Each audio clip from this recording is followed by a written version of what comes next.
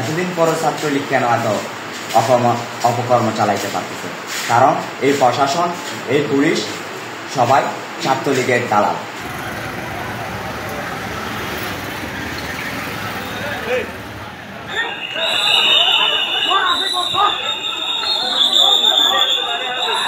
আমি আমার পরিচয় দিব না। আমি কেন গিয়ে থানায় আমার পরিচয় দিতে হবে? আমার পরিচয় হচ্ছে আমি বাংলাদেশের নাগরিক। ওরা বলছে তোমাকে চিনতে পারে না, তাই আঘাত করছে। কেন আমাকে চিনতে হবে? একজন সাধারণ নাগরিককে কেন আঘাত করা হবে?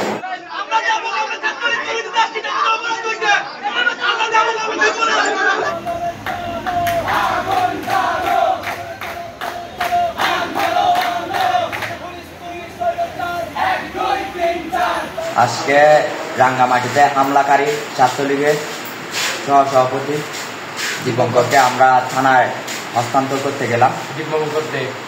আমরা আমাদের সাধারণ শিক্ষার্থীরা ছিল, আমরা জুলাই স্মরণে মোমবাতি প্রজ্বলনের পরবর্তী সময়ে ওকে যেখানে থেকে ঘুরি সেখান থেকে ওকে নিয়ে আমরা শান্তভাবে থানায় গিয়ে হস্তান্তর করতে যাই। কিন্তু শান্তভাবে থানায় গিয়ে হস্তান্তর করার পরেও ওসি এবং তার সাঙ্গুপাঙ্গু এসআই এবং যারা আছে তারা অযথা ছাত্রদের উপর লাঠিচার্জ করে এবং আমাকে আহত করে। আমার এক ছোট ভাইকে গ্রেপ্তার করার সময় আমি যখন বাধা দিই আমাকে তো মারধর করে। এই জুলাই আমরা এই জন্য আনি না যারা ছাত্রলীগকে আশ্রয় দিচ্ছে। আসলে ছাত্রলীগের আশ্রয় যা থাকে, এতদিন পরও ছাত্রলীগ কেন এত অপকর্ম চালাইতে পারতেছে? কারণ এই প্রশাসন, এই পুলিশ সবাই ছাত্রলীগের দালাল, যার কারণে ওরা সাহস পাচ্ছে। ওরা বলে এখানে এত ছেলেপুলের কাজ কি, গালাগালি করে স্টুডেন্টদের উপর লাঠিচার্জ শুরু করছে।